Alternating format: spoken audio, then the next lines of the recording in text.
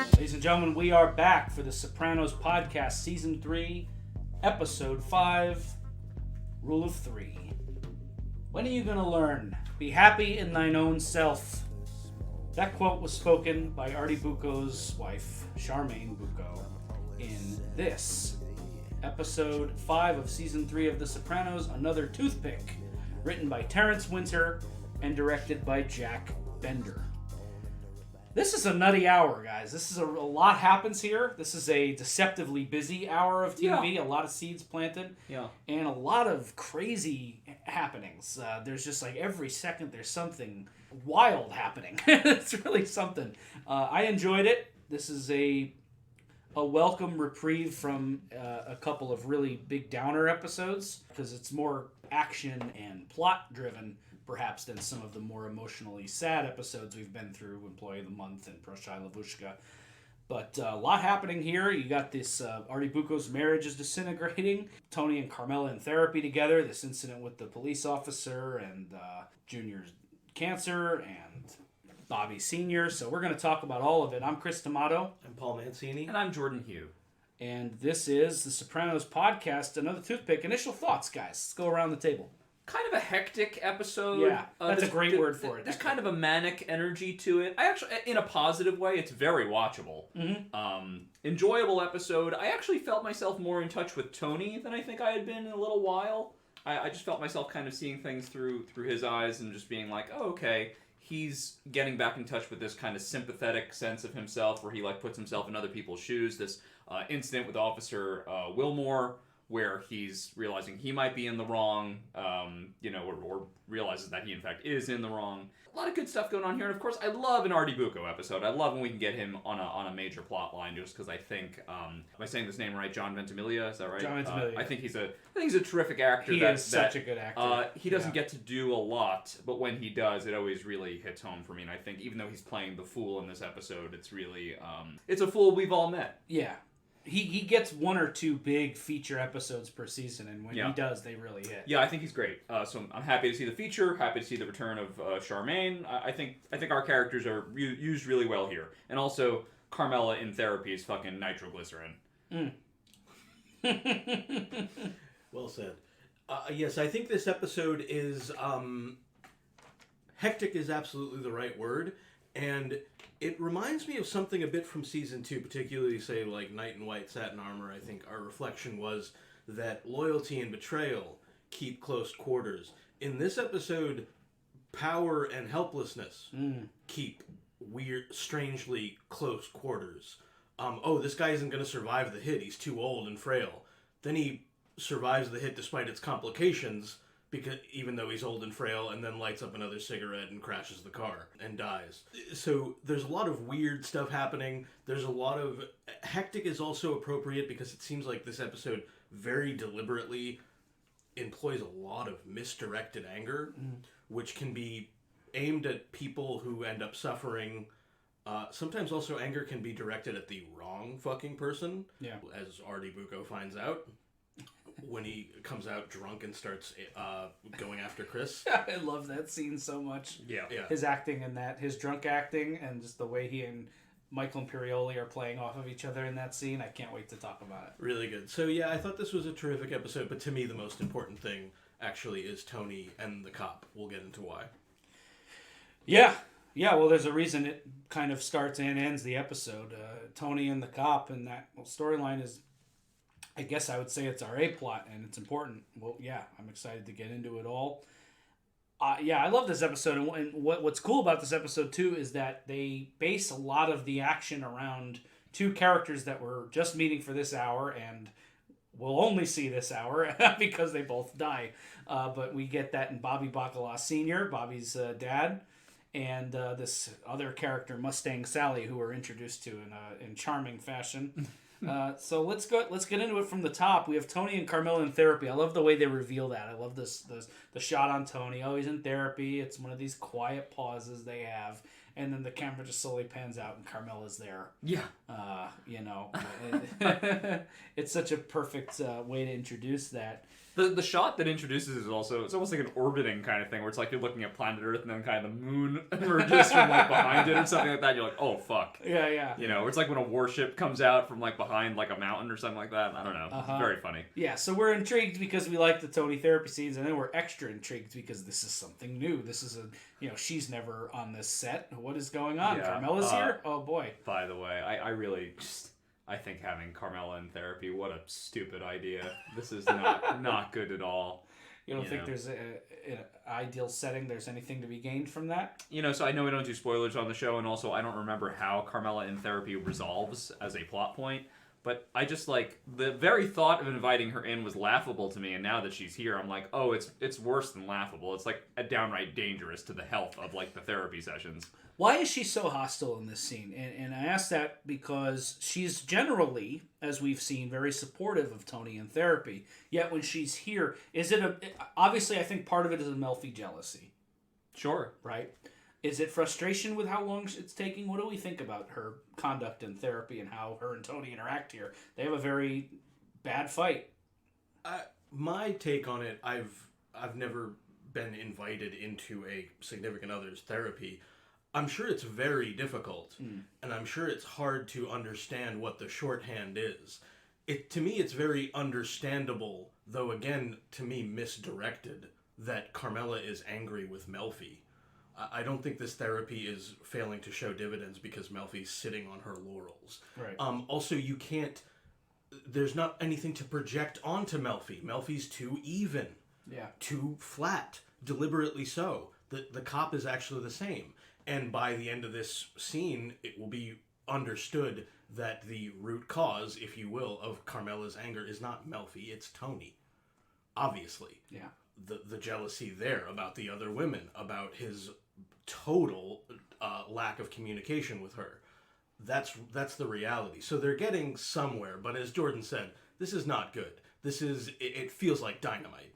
Yeah. And jumping off of what Paul said, I mean, in many ways, I think Carmela and Melfi are frustrated by the same thing. Just Tony's lack of progress. It's just from two different sides. Mm-hmm. Melfi is disappointed in a professional way that Tony has not progressed more, and it is his fault. And Carmela's disappointed in a personal way, and now they kind of are both in the same room, both kind of judging him for not making any progress. Yeah. But also, each one of these three people feels judged by the other two, right? Yeah. Melfi feels judged for being ineffective by both Sopranos. Tony feels judged by these two women for not making any progress. Carmela feels judged by Tony in that maybe some of the things that come up in therapy is her fault, right? That she's to blame. She feels that maybe Melfi feels like she's to blame. Maybe you do some things that have an effect on me. Right. And I think therapy is, if you're going to be invited into someone else's therapy, you have to have this kind of, almost like a selflessness, that I think Carmela does not quite have because she has too much dignity. She's been too wronged by Tony in the past. I think she's not going to really suffer this. Yeah, and again, I'm going to honor our no spoiler policy, but my thought upon seeing this scene and how she played and how it played out and how Carmela and Tony interacted in the car, my thought was Carmela needs her own therapist because Melfi's there ultimately to help Tony. And you don't think Father Intantola could help her out? You don't think that's that ship sailed? No, definitely. He's a great guy. I'm sure he's going to help. They nice little detail. How's your knee? Her knee is still banged up from the rape, and she passes it off. But any lingering doubt as to how Melfi is going to handle that going forward, as far as Tony's concerned, is she going to tell? I mean, that's just right out the window. She made her decision at the end of Employee of the Month, and as far I'm sure it's going to affect her in ways yet to be seen. But as far as her therapy with Tony goes, that ship has sailed. She's made her decision. She's not going to tell Tony about what happened. And as far as anyone concerned, this was a car accident. Right. Carm's getting defensive. You're both very angry. Very great. Also, I want to credit Terrence Winter. Very great, bitter spouse dialogue here. It's like people who smoke cigarettes all their lives and then blame the cigarette companies when they get cancer. And you stick your dick in anything with a pulse. You ever think of exploring that as a root cause? Yeah. A lot of funny, bitter lines. You're both very angry. You must have been at the top of your fucking class. Great way to exit that Really scene. good line, yeah. Yeah, and then Tony and Carmela are fighting more in the car. They're speeding, and Tony gets pulled over. An inconvenience known to many of us, especially on that stretch of Route 46 that they were on. That's another great detail of the show, is that area is right outside of Montclair, which is where Melfi's office is, even though we never really see the outside of her office. Just a great detail. They think of everything. So, yeah, that's like where they would be driving. They get pulled over by this cop who's very by the book, this cop Leon. And Tony tries his usual bag of tricks here. He does something that I've actually done. Tony had a Policeman Benevolence Association card in his wallet. I actually had a friend in the police department who gave me one of those for that purpose, but Sure. it doesn't always work. Some cops have to give you, especially now with the body cameras. But, back then, this guy, he's going right to the book. Why don't you and your wife have dinner on me and tell her about it? And he's just not having it. Shut off the engine. What happens if I don't feel like shutting off the engine? He calls in for backup. Tony's not used to this. He's not used to having to be subject to the laws of the land. He ultimately does shut off the engine because he knows it's not worth it. This is something that any lawyer will tell you. You'll never win with the cops on the streets. You got to do it in court. And Tony may win with some cops, but not this one, certainly. And there's the racial undertone there, and this the high point of your career. I had to laugh at that line. Yeah. What do we think of this? Well, I love the indignity of the Sopranos, of Carmela and Tony in this scene of, like, our tax dollars at work and all this business.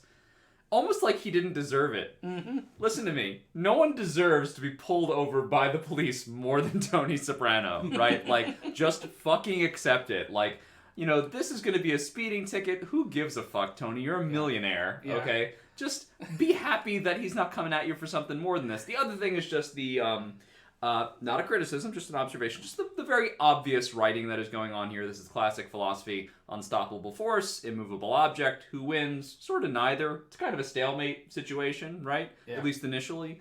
Right? And you have this guy, these are two guys that live by their codes, right? Mm-hmm. Tony's gangster code of like, hey, can I move this way? Can I do this? I'm going to wheel, I'm going to deal you, we're going to get into my little bit of chicanery here, right? And an officer who's just like, no, I'm not, I'm going to do my job. That's my job. It would be an entirely different story if for whatever reason this cop, black or not, or maybe more like the gangster rappers in A Hit Is a Hit, were vindictive or running their own scam. But as you guys both said, it's not like that. This guy's even, and he's just basically by the book. Unlike a lot of Sopranos guest stars, this is going to happen a couple times this season, by the way, this is a character that you can't project a lot onto. He's pretty enigmatic. To me, he actually reflects something back to Tony. He's built like Tony. He's sort of balding like Tony. He's stubborn and headstrong and independent. The difference really is that there's a moral centeredness to the guy. Mm. That's the difference between he and Tony. This guy, much more than Tony, is reflective of Gary Cooper. He's the laconic lawman. Ooh. That's who he is. The strong silent type. Right, the strong silent type. Whereas Tony is bitching about the indignity of a parking ticket. Yeah. It's pathetic. It's unpleasant. The whole thing. The power dynamic is fascinating. Tony seated, the guy hovering over him. Mm-hmm. The whole scene is great. Yeah, I love when Carmela says they should be out arresting dope dealers. I assume that meant other black guys. So what's funny about that is that's not the first time in this episode we're going to have a kind of ironic example of the hypocrisy of all this. She says that, like, they should be out arresting dope dealers. Your husband is a dope dealer, by the way. Yeah. Number one. And then later on, we'll talk about the scene more in detail when we get there, but the scene where the confrontation in the kitchen when Meadow takes the lamp upstairs and they're having her bike gets stolen, and Tony is like, we've seen Tony use black guys to rob cars in a previous episode, and he tells Meadow, you're more likely to be robbed by a black, and Meadow tells him that you're more likely to commit crime if you're in a lower socioeconomic bracket, while Tony's sitting there drinking coffee. And it's like, no, he's not in a lower socioeconomic bracket. He's the criminal. It's just there's a lot of that in this story, which is very fun. They're playing with that. Yeah, and just on the surface, by the way, Tony's driving like a fucking asshole. He should get this ticket. I've been, in my opinion, unfairly ticketed in the past, where I've just kind of been like, hey, I'm going the same speed as everybody else, and you pick me out because you're filling some kind of a quota. Yeah. Tony is actively driving recklessly and speeding, and in a way that the camera really shows us. And I'm like, no, the camera wants us to know, like, this cop really is doing his job. Yeah. You know. I've had both tickets in my life. One's it's like, well, I sit there, I'm like, yeah, I had this one coming. Sure. And then there's others, it's like, this is bullshit. And that's everybody. Yeah. And if it was just the baseline power dynamic, or I don't think this ticket was fair, or whatever, he does successfully get the ticket squashed. Mm-hmm. Then the question further on that's more difficult, and I think again reflects a certain pettiness, is busting the guy off the street, then Tony dealing with his guilt over it. I think the stories are mainly about three characters in this. The main stories: Tony, Uncle Junior, and Artie. And they're all men who have a certain macho dynamic in the way that they relate to other people. But I think at the end of the day, they're all as fragile as toothpicks. Well said. Nice. So yeah, they make sure to drop the racial tension in here too a little bit with the affirmative action cocksucker line. You know, Tony can't fathom that this cop deserves this position because he's doing his job. Good Lord. So then we cut to this scene. We meet a couple new characters. Well, one I think we've seen once, but he hasn't spoken. Brian Spatafor. He's in front of the Spatafor Brothers construction. Just to draw the connection that's going to be made apparent in the next scene. This is Vito's brother. Vito being on Richie April's old crew, now Gigi's crew with Ralphie. And his brother, he's hanging out, maybe in between jobs, getting lunch. And this psychopath, Mustang Sally, is screaming at us, having like that, you know, I don't know, it's a very typical like angry Italian and his girlfriend fight. It's like I was laughing a little bit at some of the dialogue. Not that it was bad, but it was just like, oh, this is an argument I've heard before in the New York, New Jersey area many times. And she gets him involved.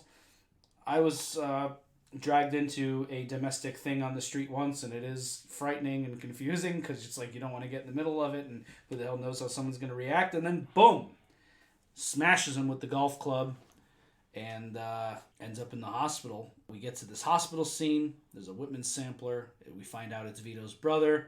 Jackie Jr. is being a dick as usual. But let's talk about this sequence. Ralphie, of course, cracking his jokes at Gigi, constantly prodding him. He's not happy about being passed over, so he's cutting Gigi's nuts off anytime he can verbally with a joke or making inappropriate jokes for the situation. So yeah, let's talk about this sequence and this event unfolding. Yeah, really unfortunate and surprising.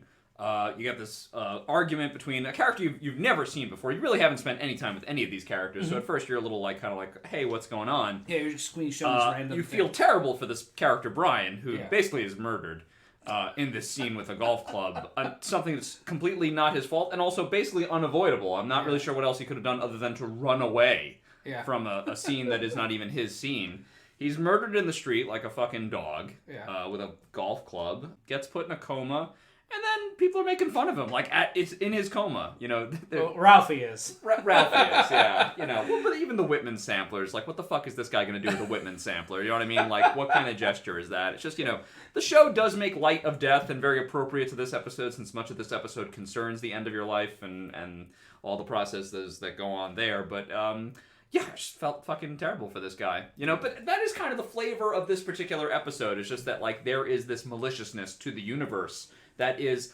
kind of independent even of gangster life. It's just, it's there. Yeah. You could be on the street waiting for lunch and a guy's going to hit you in the head with a golf club, because that's life sometimes, you know? Yep. Yeah, I thought it was there's a lot of weird funny moments. For one of them for me was, my note was, if Ralphie Cifaretto thinks you're a whack job, then you got some problems. Like, that dude is fucked up. Yeah. And yeah, there is a cruelty to this whole process, including them eating his Whitman sampler. The cracks by Ralphie, I gotta mention, very funny. He's a funny character. I have to laugh. Well, that's part of the problem with him, is Ralphie is usually the most enjoyable thing in a scene that he's a part of. Yeah. But there is this, as each episode with him has become more apparent, that there's something wrong. Yeah. You know? Yep. I can keep my mouth shut, unless, of course, it's a salami sandwich. He's gonna be a vegetable tone, a fucking retard. Look at it this way, he wasn't that smart to begin with. Totally inappropriate. I love how angry Gigi gets, and he just like Ralph's just laughing at him. It's like 10 minutes in charge. He's fucking Lee Iacocca while he's playing with the shock things. It's like this guy is. What is this guy's problem? I don't know. Listen, by the way, the actor playing Gigi. Do we know this actor's name?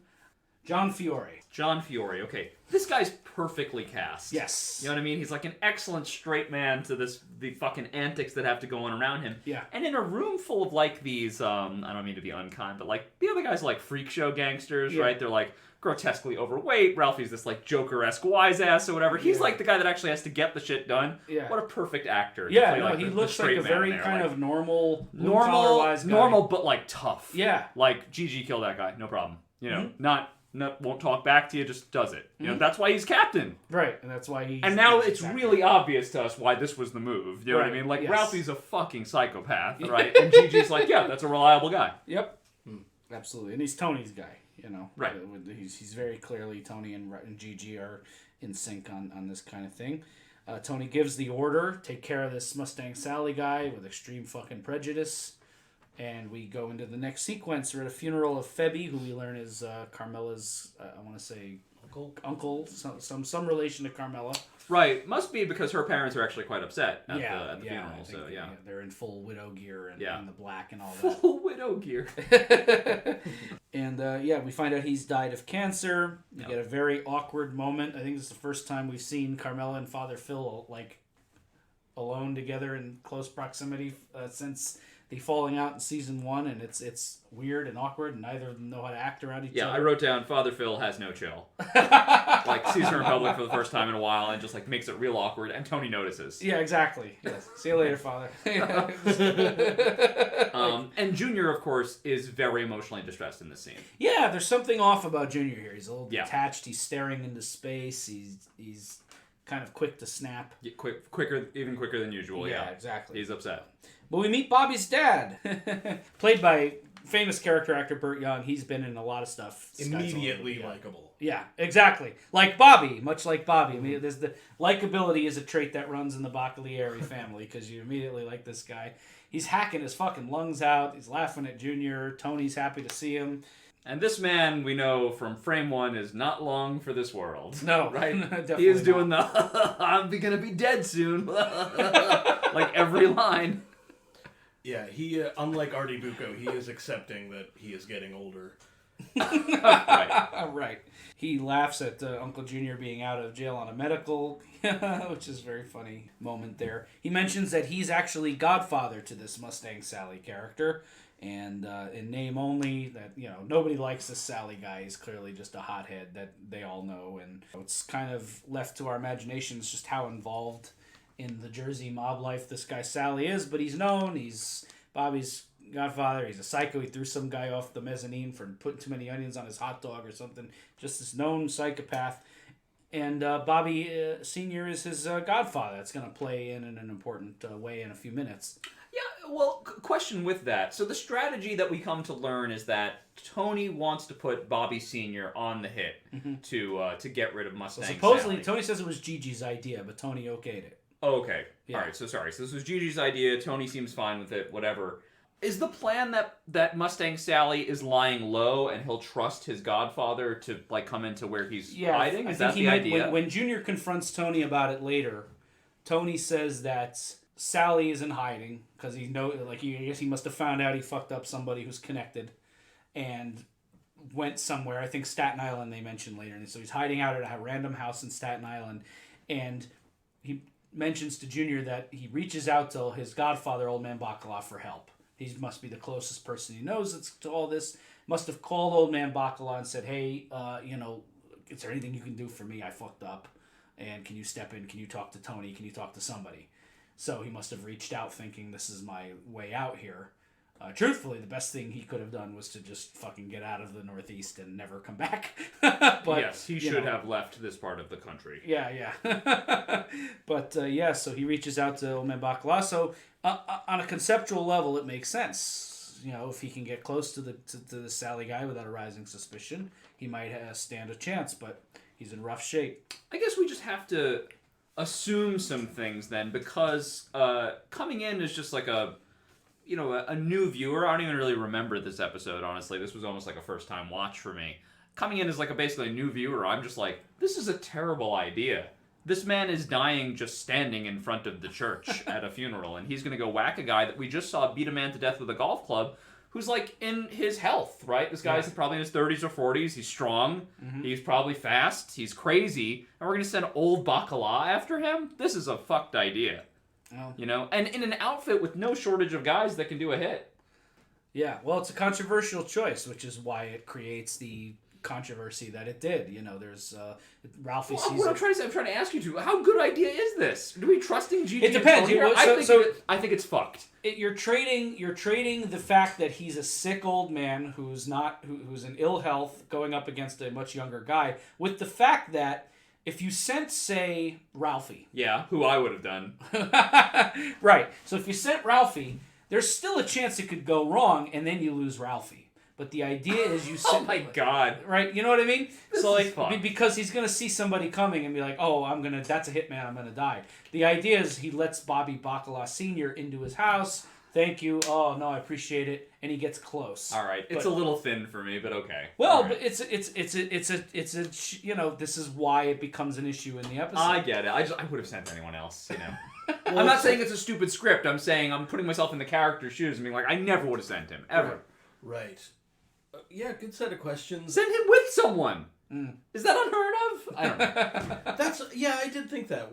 Get him into the house and have somebody outside. Anyway, there's a bunch of ironies that come later. We'll talk about it. But the other fun thing about this storyline is that, as I think Bobby Sr. himself says, is what the fuck, I'm dead anyway. Right. But as you mentioned, Chris, there's kind of like this possibly grim calculus to it of sending him. But there's also, of course, a grim calculus to the way that Junior makes everything about himself and the rule of 3, which we've chosen for our title. Yeah. So I think that's an interesting aspect, too, because Junior's love and, I think, respect for Bobby Sr. is also real, but it keeps ominously close quarters, once again, with seeing him as completely disposable. Yeah. In the one respect to this murder that he's going to do that poses all these risks. This Mustang Sally is a tough kid. And, of course, disposable in the sense that he's supposed to die of cancer, so I don't have to. Right. It's very funny. So we finally get into our third plot here, which is Adriana quits at Vesuvio. Artie's had a great night. Artie's acting in this scene tickles me. He's just so excited about his good night. And there's this little moment where he's reaching over for the wine glasses and just goes, la-di-da. I was like cracking up. Artie cracks me up when he's jovial. You're going to make me drink a little. Tom Antonio is so good. He's also, in my opinion, if you just like really random pictures of like older pictures without any kind of caption or explanation, follow John Ventimiglia on Instagram. I think he's really hilarious. He's just a funny guy to me. Yeah, I enjoy him. It's a great choice to have him seated. Yeah, because the woman who plays Adriana is a bit, I think, taller than John Ventimiglia, and she's usually in heels as well. Anyway, yeah. So then to have him like diminutive in that way is fun, and it also like again mixes success with failure because he's bringing out the paper, we had a really good night, then completely strikes out with Adriana and rips the paper out. I'm like, yeah, there goes your heart on. So. Yeah. Yep. So, long story short here is he's looking to have a drink with her. She quits. Artie's drinking alone. Something's there. We get the sense there's more to this, though, and we'll find out more soon. Bobby and Junior are playing checkers. We find out Bobby's dad is going to be the one to do the hit on Sally. And Bobby is devastated by this. He knows that this has a chance of going poorly. He feels very much like Jordan does. Like he's old. He can't even get off the toilet. Junior has a great line. You shut the fuck up about the toilets, which Terrence Winter putting that line on paper. God bless you. And goddamn morbidity. And I'm fully with Bobby in this scene, right? You're putting my father on a hit. I had to help him off the toilet the other day. Mm-hmm. What the hell, So Bobby is now petitioning Junior to get Baccalieri Sr. off the hit. Yep. Here's another element that we didn't talk about in our previous conversation, because the next scene is Junior going to Tony and Mel's office. Melvoin, his attorney's office, to speak up for Bobby. Junior, kind of comes to the conclusion, you're right. For a man to do something like this at this point in his life, and that's another aspect too, is like to have to murder somebody when you're that old is shitty as well. So he confronts Tony, and Tony, here's another aspect of this, is that Gigi's a new captain of that crew, and he's one of Tony's guys, not one of the original April guys, and Ralphie wanted that job, so it's a tense situation over there. And this was Gigi's idea to put old man Baccalieri in there, so Tony doesn't want to, quote, cut his balls off. He doesn't want to undermine Gigi before the new crew kind of acclimates to him being boss, so he's supporting Gigi's decision, which is what a good manager does, even though the actual move of putting Bobby Baccalieri Sr. in there is a controversial decision. But they have this good scene. Junior says he's a sick old man. Tony says, good, I'll give him something to live for. And then... Not wrong. No, not wrong. But we get this kind of sad, lingering shot behind Junior. Any thoughts on this sequence, Bobby and Junior and Tony having it out? Steven Sciarippa has an ability to make himself cry, like, uncontrollably. And I feel for him, but it is usually very funny. Yeah. Particularly in the way that he relates to other people, because he's so emotional a character. And Junior is a character who's already prickly, is uncharacteristically a shitbird in this episode. And it's so great, their dialogue. So that's the start of it. And then, Tony's fine cutting Junior's nuts off. Yeah. Which then Junior's going to lie about to save his own face, because he's got a safe face. I mean, these characters are so headstrong, but, they can suppress their feelings, and they're very sensitive, as it turns out. Mm-hmm. Oof, this scene, I'm smiling, laughing already. We get drunk Artie comes in. Tony and Chris are eating at Vesuvio. I get a feeling it's either late in the night or even after hours, perhaps. Vesuvio's closed down. Chris and Tony are dining. Oh, Wolfgang fuckface. Great line. Great line. And he comes in, and his drunk acting here is really good. Chris is weirded out over the shoulder rubbing. I love that shot of Chris just like weird, like kind of like accepting it for a minute, and then like as the rubbing gets deeper, he just like looks up at Artie like, what the fuck are you doing? And Artie is sad about losing Adriana. Says, you better be good to that girl, you cocksucker. That rankles Chris a little bit, and everything out of Artie's mouth is something that upsets Chris further and further. And not the first time we've seen Artie drunk, right? This has been kind of going on for a bit. We had him at, Livia's, after the funeral at the Sopranos household, he was doing some catering for Livia's sort of memorial, right? He was very drunk, and he was going to reveal the whole business about Tony blowing up Vesuvio 1. Mm-hmm. This is more drunk acting from the same actor. It's always good. Artie's a bit of a mess now. He's going through something. And calls Chris a cocksucker. The moment where he tussles his hair and then quickly corrects it always gets me. I always laugh at that because Michael Imperial is just playing it so stone-faced. And it's like, I must just... I better fix that, And then he brushes it twice after tussling it. Very fucking funny. He provokes Chris into an angry, jealous response. And I think Artie may have meant it half as a joke, but... also not, because he's drunk and some truth is coming out here. Says, if I were you, I hire a food taster. You don't want to fuck with a chef, my friend. Chris says, you think you're the only one who knows how to swing a meat cleaver? Very good dialogue here. Chris explodes. You want to try cooking with one fucking eye? Tony pulls him apart, slaps Artie. Very funny moment here where Artie says, I loved her, and Tony just laughs at him. What am I, a joke? Yeah, stupid fucking bald one. You could have hair, she's a young girl. You could have hair like Casey Kasem. It wouldn't make a fucking difference. So funny. Artie is just beside himself. He's not thinking right. I don't know what he's thinking here. Although he does say, can I tell you something about my wife? She's a cunt. And we've talked about this. Charmaine is very tough on him. Charmaine has a very pointed, abrasive demeanor, but we also have talked about the fact that Artie would be in very deep trouble very often. Yeah, she's the conscience, right? He needs her. He'd be lost without her. Yes. Which doesn't bode well for what happens later on. Yeah. But he's talking about Aid. I loved her. What's going on here? Is Artie out of his fucking mind?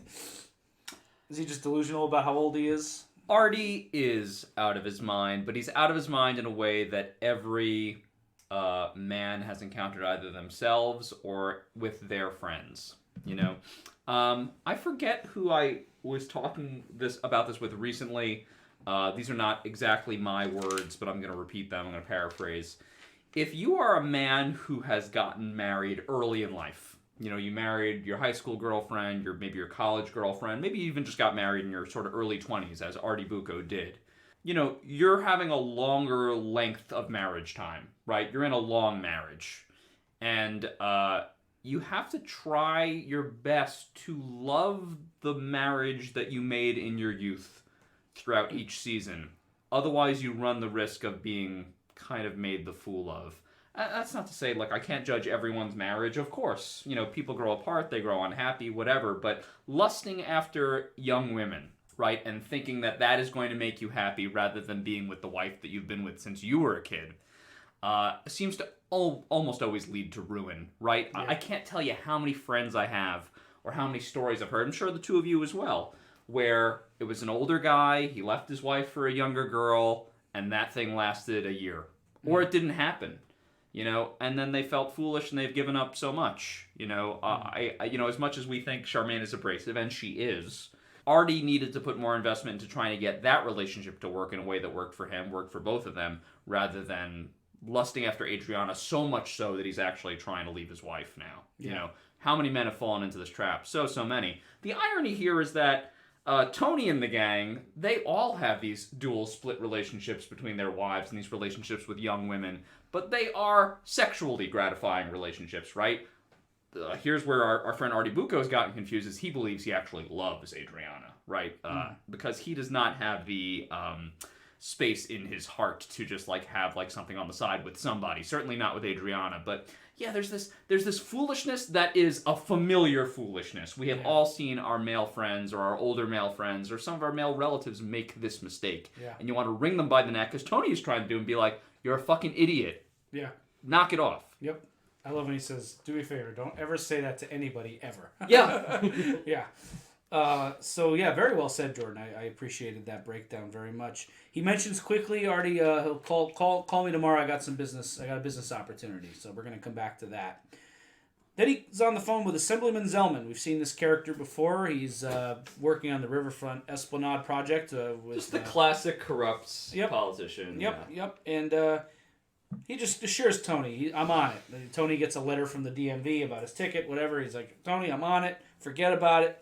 I'll take care of it. So Tony just gets that taken care of. We touch back down on that. And then we get the scene where Junior is lying to Bobby, saving face. I decided not to talk to Tony. It's he gives this great Teddy Roosevelt quote. Teddy Roosevelt once gave a speech with a bullet lodged in his chest. Some things are a matter of duty, which is his, kind of veneer to Bobby.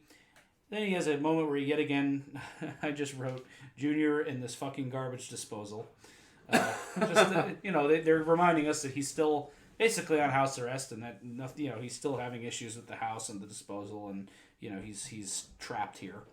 Bobby Sr. shows up for dinner, and he's coughing up blood. It's very hard to watch, and this is something that occurs regularly when he's out of breath or has to come upstairs or something. And Junior is outraged at that point. He can't mask his conversation with Tony anymore. He's just like, he can't have you clip someone in this condition. He gives him the name of a doctor, John Kennedy, head of oncology, and he's asking very pointed and specific cancer questions. Not an accident, as we find out later, that he's becoming more familiar with the playing field and the lingo of the cancer world. And Bobby just basically expresses, Junior, I want to do it. I want to feel useful. And if it doesn't go well, it doesn't go well. What the fuck? I'm dead already, which makes Bobby upset and have to leave the room. Also, old Baccalieri, as we learn in this scene, tough guy. Yes. Really. Kind of almost makes you wonder how Baccalieri is his son. Right. Because old Baccalieri is this guy was a motherfucker back in the day. He really fucked some shit up. Yeah. Oh, yeah. He was probably... Yeah, he was prime Soprano family member. Absolutely. Back in the day. Yeah. It's a shame. And it's a shame he's in this condition. It's the opposite in many ways of the super sensitive and Livia-esque character he played in the Rocky movies. Yeah. This guy's more stoic, tough guy. Yeah. Mm-hmm. Cut to Vesuvio. Artie wants to go into business with Tony. Satriali Foods. Businesses with the letter V remind people of vagina, which makes Charmaine very upset. But, Vaseline, etc. The gist of the scene is that Artie is yet again wanting to get into business with Tony. Not the first time we've seen this. Not the first time Tony's offered. And Charmaine saves his ass. Again, very abrasive. There's going to be a difference this time, though, because Artie's in a different place than he has been in the past, where he's kind of taken a more henpecked position and lowered his head and listened to Charmaine. Perhaps this time he's not as willing to do so. And Charmaine, tells him, "Be happy in thine own self," which was our pull quote for this episode today. And then we're outside in the main restaurant proper. We're having a dinner that I would love to be at with these guys. Gigi, Tony, Paulie, Johnny Sack, and Ralphie's there. Johnny Sack asks about Bobby Sr. Jr. apparently reached out. These looks, while all the dialogue's going on, we're getting cuts of these looks between Ralphie and Gigi. There's definitely a tension building there. And Tony lays it out. He's very annoyed. This is what he was afraid of when Johnny Sack moved to Jersey. He's very annoyed by the fact that Johnny would even bring this up. And he's like, "Here, let me lay it out for everybody. Gigi gave the order. I okayed it. End of fucking subject." And he's right. Johnny Sack is overstepping, as correct. far as we can tell. Yep. What are you doing? Don't comment on that. And Johnny plays it very diplomatically. I was, just kind of like, this is, I'm reaching out as a favor to Junior. And he's like, "Of course it's your call." "Yeah, obviously it's your call." "Yeah, obviously," Tony says. I caught something else in that scene. Mm-hmm. Why is Ralph Cifaretto at dinner? Well, that's interesting. I would like to posit this. Yeah. He's enjoyable. Yeah. I think they actually like this guy. I know Gigi does not like this guy. Yeah. Okay, and I know everyone else is wary of him.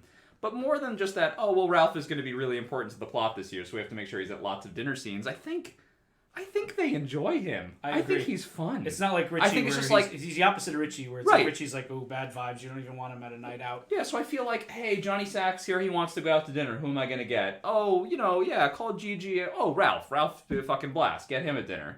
He's an enjoyable guy. Yeah. And he's also one of Gigi's top earners. He is, but Gigi hates him. Right. Yeah, right? So we know Gigi must not have invited him. Right, That's a Tony invite. Yeah, that's interesting. I didn't think about that, but I like that.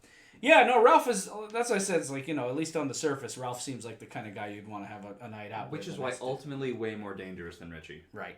Yeah, we're going to get into some more very soon. But yeah. He plays the game much better than Richie Aprile. Yeah. Which is charming, but also will become very dangerous. Mm-hmm. So, Tony, the next day, is buying a pipe for his bird feeder at Fountains of Wayne, a real place here in Wayne. Which I can't divorce from the name of the band. Yeah. I wonder which came first. I'm going to have to look into that. I don't know. I don't even know what that reference is. I don't even know what Fountains of Wayne are.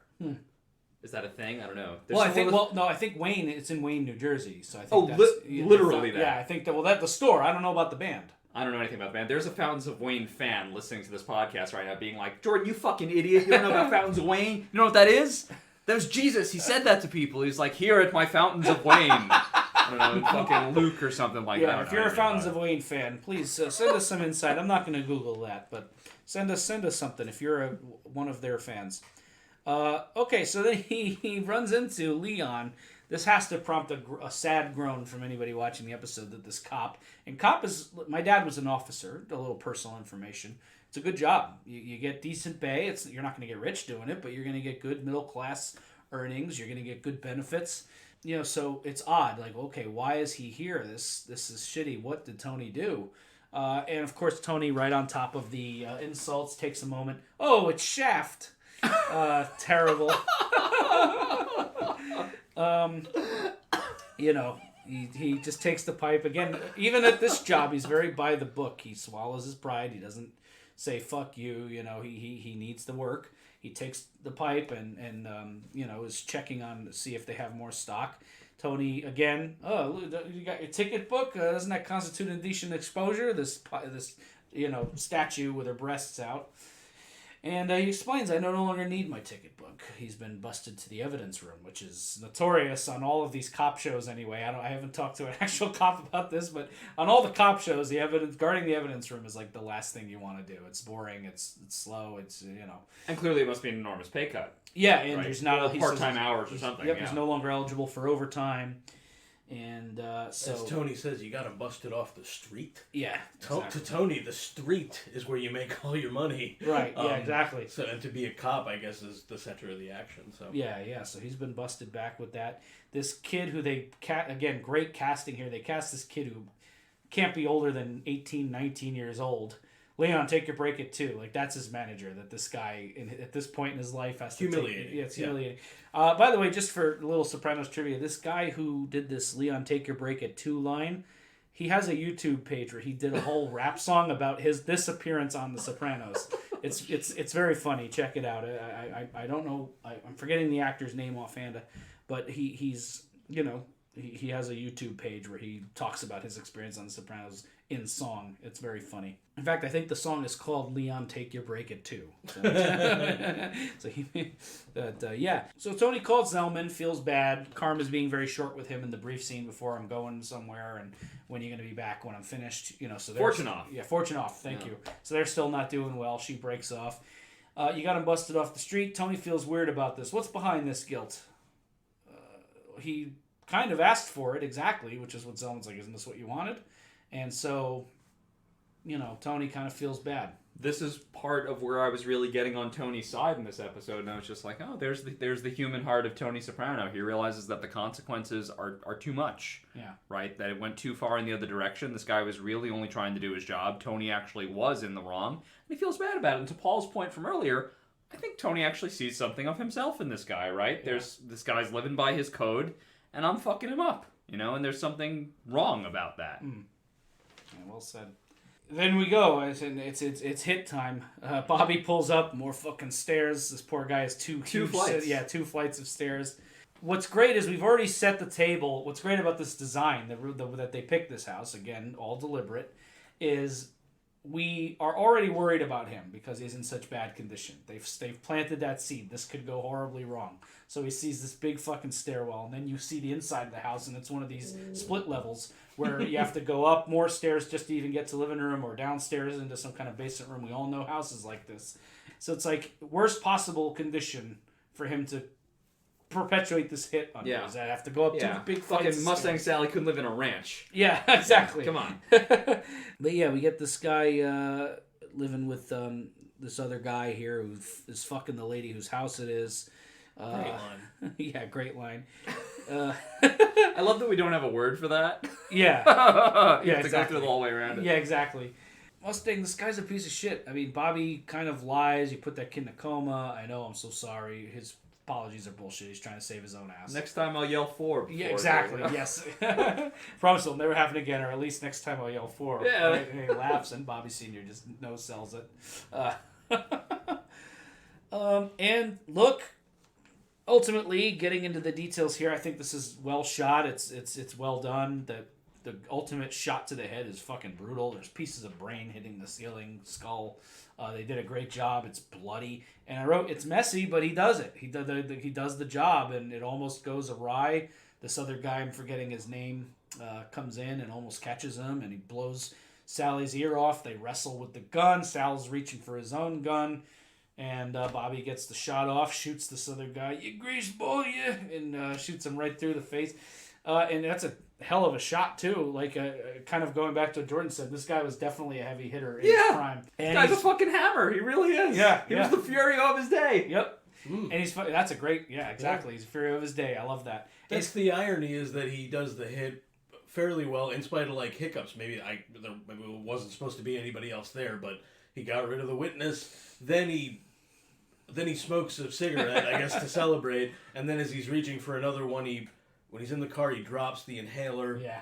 He passes out behind the wheel, actually, interestingly, reflecting one of the things that Melfi said could be a danger for Tony in his panic attacks from the first episode of the show and the beginning of this episode when Tony's speeding and he says, maybe we'll fucking die. Here, instead of the hit going wrong, this aftermath goes wrong, which for Junior presents the same superstition problem about the rule of 3. Yeah. That this guy didn't die of cancer, but... Right. I actually think Baccalieri Sr., or old Baccalau's death is actually kind of heroic, right? I actually love it. Yeah. I was, again, I did not remember this episode well, so this was pretty much a first-time view for me. I was, like, curled up in a ball watching this hit scene. I was like, oh, no, old Baccalieri's gonna get killed by fucking Mustang Sally. Please, God, no. And then the hit actually goes, like, super well. It's actually professional. He certainly did better than me. I had to do this fucking hit with somebody else walking in on it, you know. And he is someone who is dying of lung cancer, which has ostensibly been caused by him smoking cigarettes for his whole life, right? Since he was in short pants, to quote Junior, right? Yes, great line. So he sees Sally's cigarettes there, or it might have been the roommate's cigarettes, and he grabs the pack and he lights up, and we're thinking, oh my God, why are you doing that? You already have such trouble breathing. And in my mind, I'm like, because this guy knows he's dying. Yeah. He could die that moment. Maybe he already feels the death throes coming, right? He gets into his car, and this is a bit of a drive. It's not the same cigarette. He's still got the pack with him. Maybe he's going to smoke this whole pack. Maybe this was the big goodbye. Yeah. Right? I get to do one more hit. I'm feeling good. I'm feeling super useful again. I'm feeling like the good old days. I'm playing Sister Golden Hair by America on the radio, which is a song about your good old days being behind you, and I miss this beautiful golden-haired girl that I used to have. It's about the used to be. Yeah. It's about all that used to be, right? He suddenly can't breathe. He sees enough because you're smoking a fucking cigarette, dude, right? Unfortunately, drops the inhaler on the floor. He's reaching for it. He goes to take a breath, and he can't. And we all know that noise when you're locked off. Yep. Air's not going in. Passes out. He crashes and dies. And I thought afterwards, I was like, if he could have picked a death, he might have picked that one. That's pretty fucking good. Yeah. And also, nobody got the best of him, and neither did the cancer. Yeah. Okay, he dies incidentally after a heroic hit, smoking cigarettes and listening to America. Pretty fucking good, man. Yeah. Not bad for this life. No, as far as this life goes, it's actually well said. I like that. I think even though there's a grim quality to it, and as Jordan said, it's a death, it's a big goodbye, it's a going out. In some way, Bobby Sr. might be the only character in this episode who's happy in their own self. Yeah. As Charmaine You're suggests. Right. There's a darkness to it's an ending, but everyone else is like, Tony is oscillating between, should I be mean to this black cop or not? Like, that's your tough guy gangster moment. Artie Bucco has a fucking earring in, and Junior gets cancer and calls Bobby Jr. a selfish fuck. Yeah. What? Like, what's wrong with you people? Yeah. You know. I love that. That's great. So yeah, Bobby's devastated. Junior, again with the cancer jargon, the metastasis, using words like this. So, clearly something's going on there. He loses it, shocks Bobby out of his tears. Junior, of course, we find out later on this is probably about loss of control. The fact that, he doesn't know exactly what killed Bobby Sr. and he's going through something. And then we get to Artie and Charmaine fighting. The whole restaurant staring, cracks me up. They're basically, Artie disintegrates the marriage. I'm going into business with Tony. That's a red line for Charmaine. She draws it. He crosses it. Says, yeah, dismisses it. Good, it's about fucking time. And she yells at him and leaves while the whole restaurant is staring at him. Yeah. It's quite a scene that's played out here. So, anything else to say about the disintegration of the Bucco marriage? I hesitate to use the words long time coming. I don't think he's been unhappy. I think he thinks he's unhappy. Do you know what I mean? Yeah. I don't know. I really see a lot of value in Charmaine. And like I mentioned before, I've seen a lot of guys just they go out chasing the glitter, and it doesn't mean anything. There's just it's classic midlife crisis shit. When we see him in the earring in the following scene with him, that's like it's a portion and earring. Those are like the big signs of the midlife crisis. There's a portion earring. You try to date a girl, it's too young for you. Yeah. I mean it's how many men in their 40s fall into that trap, Absolutely. Next scene, we find out what's going on with Junior. They meet at the doctor's office, and Tony puts it out there, if this is about old man Baccalieri, I don't want to fucking hear it. And Junior just lets it out. I have cancer, the big casino. We find out it's stomach cancer. He's due for surgery in 2 weeks. Tony is very shocked by this information, gives him a hug, makes Tony promise not to tell anybody. That old thing where, especially in this lifestyle, people can't detect weakness, and if people hear that you're sick with cancer, they treat you differently. This is a thing that people who have cancer actually wrestle with. I've heard this. before. And then we get this rule of three thing, this idea that Junior was waiting for, Jackie with the cancer, then Febby, and he was, in a way, hoping that the cancer would take Bobby Sr. because that would fill out the trio. This is very old school superstitious shit. It is. Italians, as we've said Yes. before on the show, Italians are superstitious folk. They have a lot of superstitions that they believe in some way. Not uncommon, and not unlike, let's say, our blackbird from a previous episode. Yep. When Chris was made and thinks the blackbird is a sign of ill omen. Junior has some investment in this rule of three, this idea that, listen, in a relatively short period of time, just a couple of years, Jackie April died of cancer, Febby has died of cancer, and if Baccilieri Sr. dies of cancer, that will satisfy the gods of three. The rule of three will be completed, and that Junior will somehow skip it, right? Mm-hmm. That he'll be free of it. But there's nothing to substantiate that, right? It is just some little talisman to grasp onto. And yeah, don't tell anyone. The very next scene, Tony tells Janice. Immediately, yeah. And they're having... Who's just the right person to tell. Exactly, right. Yeah. The person who actually coins the phrase, another toothpick. Well, right? Technically it was she's Livia. Quoting Livia. Right? Yeah. Which, of course... And they talk Which, about... of course, that's her phrase. Yes. They talk about this idea that, this idea of Livia's cynicism being rooted in a sense of not letting God or the cosmos kind of get one over on you. Like if you have this negative, cynical attitude, you're always ready for it, and at the second you turn that off, that's when they're gonna get you. It's more of this old superstition and a little bit of a window into how Janice and Tony perceive Livia's negativity. It's interesting dialogue happening there. They're clearly they're also several glasses in. I mean, Janice is drunk. Tony's a little more subdued here. It was actually nice to see them in a scene that wasn't antagonistic. Yeah, the two of them for a change. Just actual brother and sister. This Yeah. is they're not always at each other's throats, so this was nice to see. Then, of course, Janice sobers Tony right up with, "I've really been coming to know Christ." Makes the allusion to the Trinity. Yep, the Holy Trinity. You think that's a coincidence, huh? Jesus. Yeah, more, and this is what's funny about this, and I think this is why Tony ends up getting up to leave, because they were having a genuine moment, and then this is more Janice bullshit, just her fad of the day, and she asks about Sal Bompensero, and Tony says witness protection. I think he has to know, especially given that Richie's official story is witness protection. Oh, she knows. Yeah, that's code for both of them. They know what that means. Yeah. She asks if do you want to pray with me, and he just gets up and leaves. And then we get this cool scene in the house. We get this scene in the house, an entertaining scene nonetheless, where Meadow is singing, going down again this feudal doomed wire in the basement. I thought it was insensitive that Meadow was singing "Leave Me Breathless" after Baccilieri Sr. died, but anyway. Very fun. That is fun. So they go. Then we find out that the wire's been moved upstairs. The fans are freaking out because Meadow's taking the lamp, while the family is arguing about racial statistics. Tony's smile when Carmela mentions that there's a black guy on campus stealing bikes. It's just so It's a very awful. Grinchy smile. Yeah, it really is. yeah, exactly. He just smiles and goes and gets his coffee. You can see Meadow steaming. She knows what he's thinking. They're not saying it. And then Tony, of course, has to take the bait here. He can't resist. Yeah. It's just a black guy. I can't believe it. He says in very bullshit fashion. Yeah, and then they have the argument. Meadow calls him out for being racist, and Tony's like, "You stay with your own people." And he says to her, "This is what I've been saying all along. Yeah, you stay with your own people."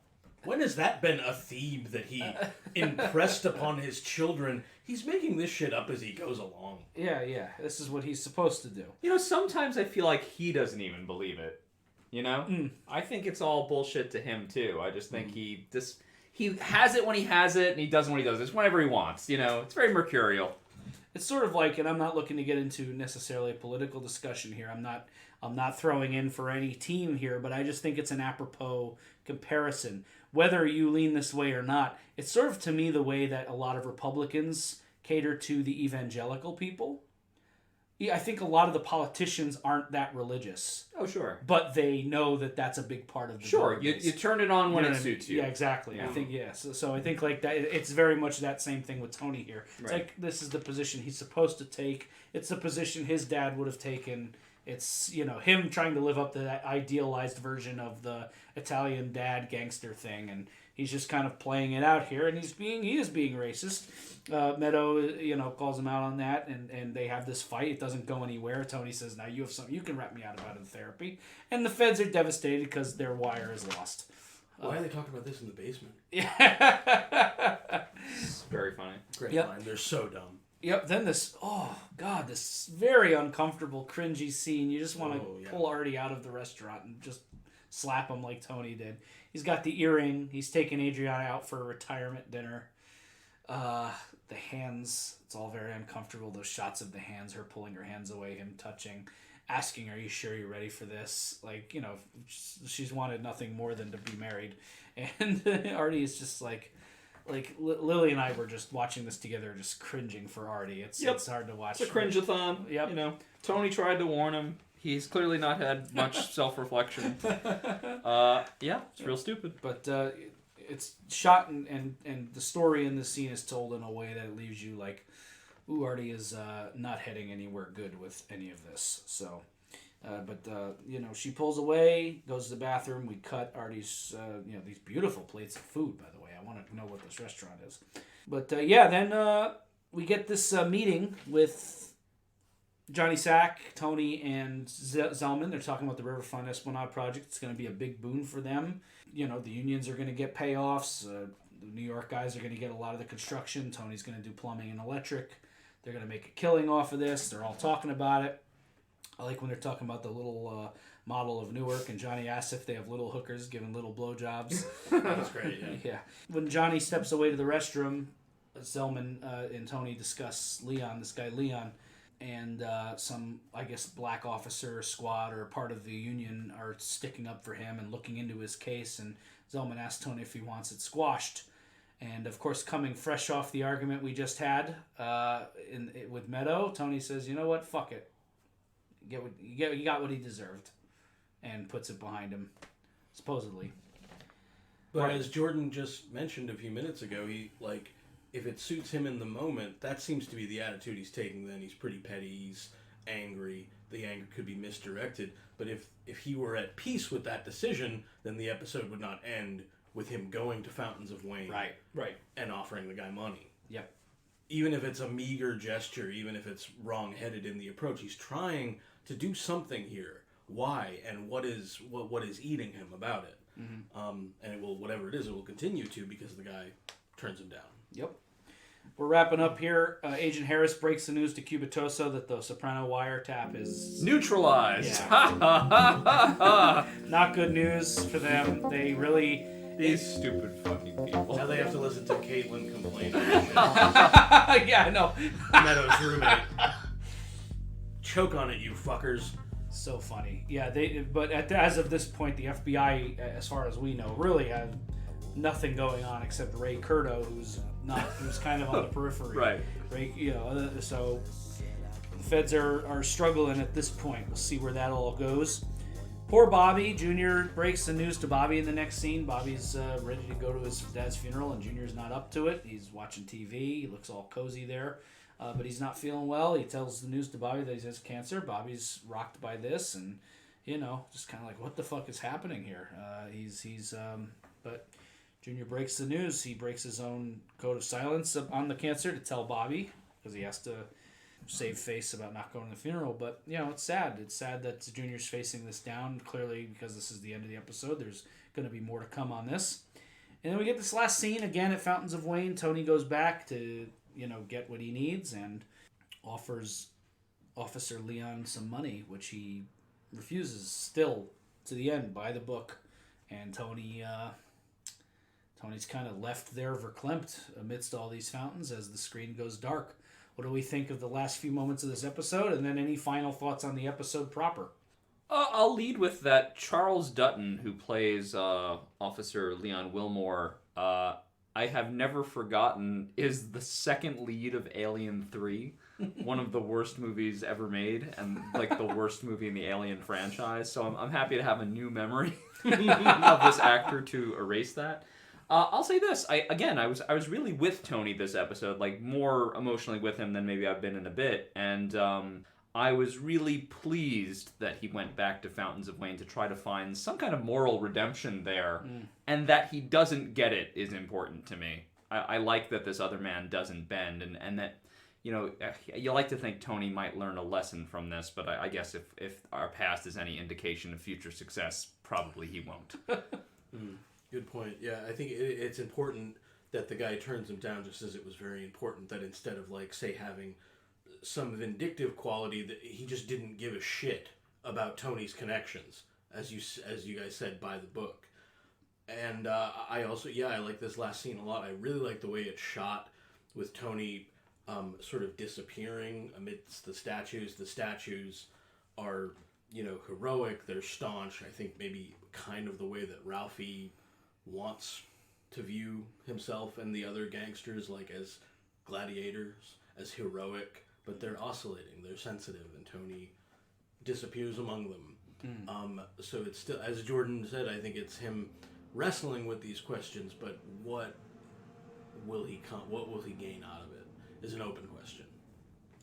Well said, guys. Another Toothpick is in the books. Season 3 is rocking and rolling. We're already almost at the halfway point. It doesn't feel like it. So much has happened, but it also feels like it all happened very quickly. We're coming back next with University, in my opinion, one of my favorite scripts, even though it's really rough episode.